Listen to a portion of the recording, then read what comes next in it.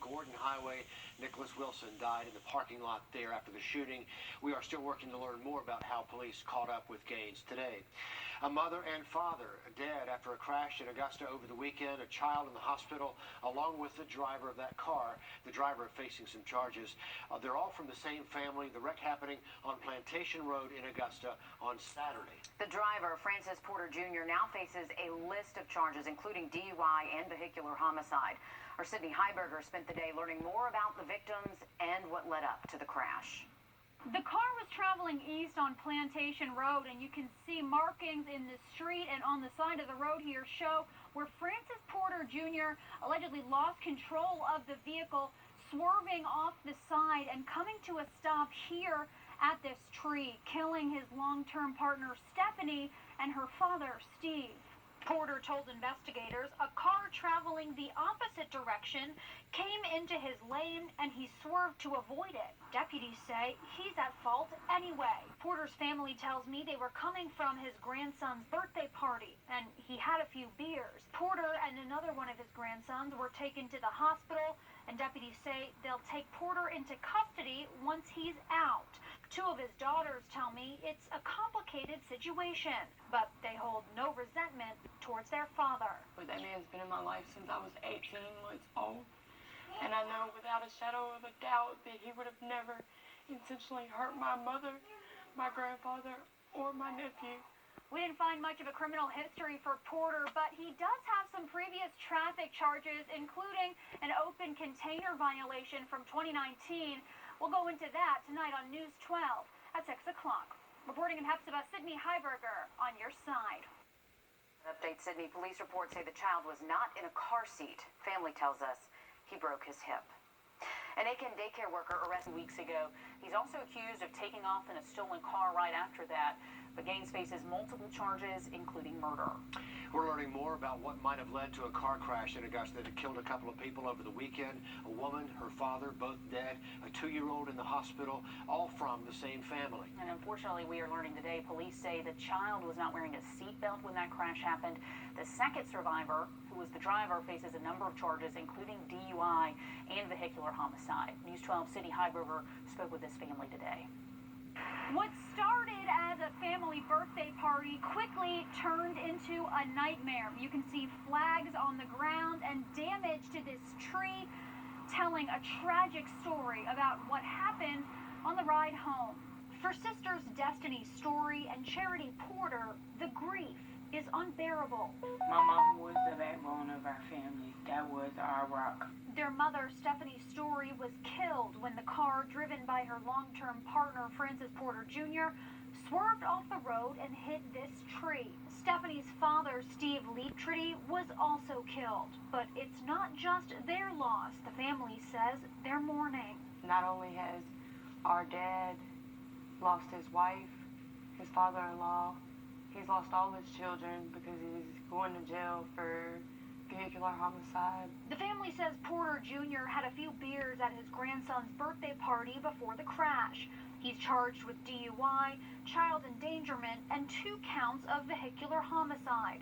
But according to a police report, Porter told investigators an oncoming car went into his lane, causing him to swerve off the road.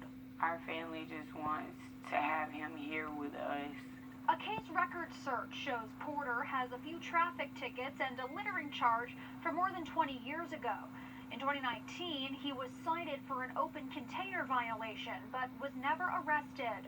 Instead of everybody wanting to know what happened and bashing our family or bashing my dad, why don't everybody show love and support? The family says they hold pain and they hold grief, but they say they hold no anger or resentment. In Hepzibah, Sydney Heiberger on your side. Our hearts just go out to that family. There are absolutely no winners in that story. Porter's daughter tells us he suffered a fractured neck and some broken ribs. They say the child in the car broke his hip. Deputies say Porter will be arrested once he's released from the hospital, and a blood test is pending.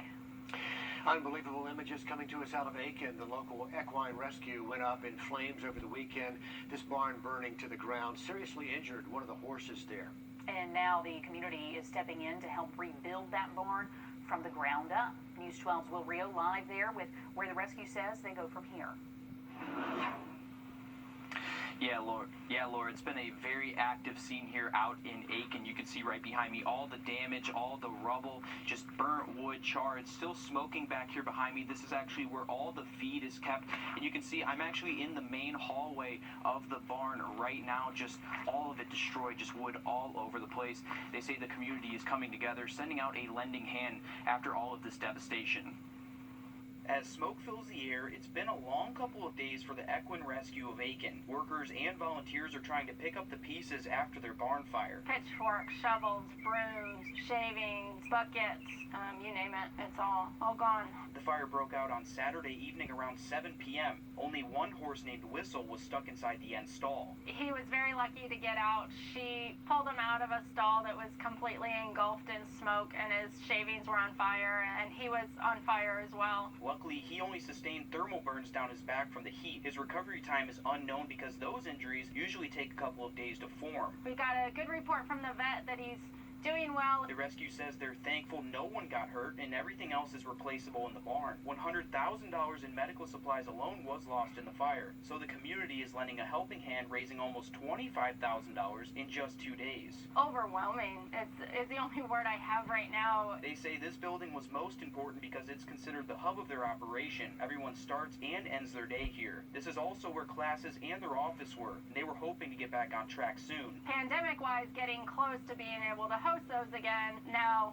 we won't be able to host those until we're rebuilt. It's another blow to the organization. They're now in the planning stages to get back to some sense of normalcy again. We're already starting conversations about what we're going to be rebuilding next.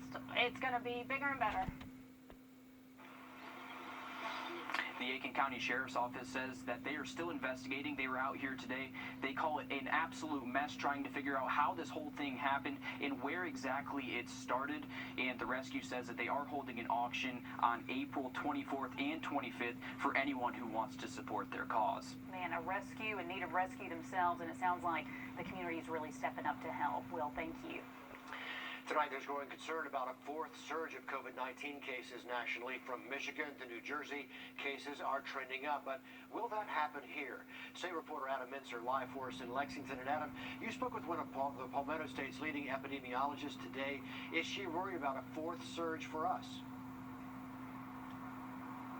Richard, it's actually one of her, quote, top concerns right now. She says between the nice weather that we're having here and the holiday weekend we're just coming off of, the virus has had so many opportunities with all of these gatherings to jump from host to host and really spread, which could lead to, she worries, another surge. I think people are feeling optimistic because we've had decreasing trends over the past 9 weeks, but it's starting to flatten out. It's plateaued in South Carolina. Dr. Kelly's hope is less if there will be a spike in cases, which is already starting to happen, and more that hospitalizations and deaths won't increase at the same time. People getting together with families and feeling a little bit looser about those mitigation measures. Kelly says when it comes to worries about new and spreading virus mutations, the receptor on the cell that allows the virus in, they attach more tightly, and that's why they're more contagious. the variants should only encourage more people to get a vaccine. Vaccines do work against these variants. They work in preventing severe disease. They might not protect against mild disease, but they will protect against severe disease. One group in particular Kelly is watching are younger people. Take a look at this. The age group most infected right now is people ages 21 to 30, who she says may be vaccine hesitant for a few reasons. From a lack of information to a fear of side effects to just not thinking they need it. A lot of the younger people who think, I don't need the vaccine because I already have the disease. And I do want to emphasize, we still recommend the vaccine. Even if you've had COVID-19, it gives you higher levels of antibodies. But with the end of the school year coming up, Kelly says it's more critical than ever that students in particular get the shot. We have concern as they finish up the semester and then all go back home, that they're probably going to have some social events at the end of the semester before they all go home, and those could be super spreader events. And if we can stop a big spike from coming, she says there's hope. I am cautiously optimistic that this fall will start to look more normal. But so much depends on what happens in the next coming weeks. And Dr. Kelly says what's integral to that fall deadline happening is, well, people getting their shots over the summer. Reporting live from Lexington County, Adam Mintzer on your side. Already been a year, and she's pointing us toward fall, so I guess we'll all stay tuned. Adam, thanks so much for that live update there. All right, to weather now as we talk about kicking off a brand new Masters Week, Riley. Looking good out there, Richard, the next couple of days, but rain chances. Find out how when you get the strong arm. Call us today. Okay, there is a turkey on the run in Thompson tonight. I know this story does not start with somewhere in Florida. This is real, and this is Hammy. He escaped from his family, who says they are desperate to get him back home. His owners describe him as a lap turkey, which is apparently a thing. Did not know that. A friendly turkey. They say if you spot him, he knows his name. Did not know that. He just might hop in your car if you stop for him. So this is a beloved turkey, but Yeah. Hammy's family says they have looked everywhere. They're asking for your help. So if you see them, you can call the family's farm business. It's 888-FARMALY. That is 888-327-6459. I know that social media is going to light up with this. Yeah. We're going to find Hammy. You're going to be yelling Hammy at every turkey you see from the rest of this week, however many that is. And hopefully that turkey yells back at you because we've got to find this baby. Yeah, let's get Hammy home. There's not much better than one of our military members getting to reunite with their family. Check out this sweet video from River Ridge Elementary in Columbia County. 2 students finally back with their biggest hero, their dad. I know it's happening. Oh my gosh. Look out. Did you do magic? Did you do magic? Let's go see.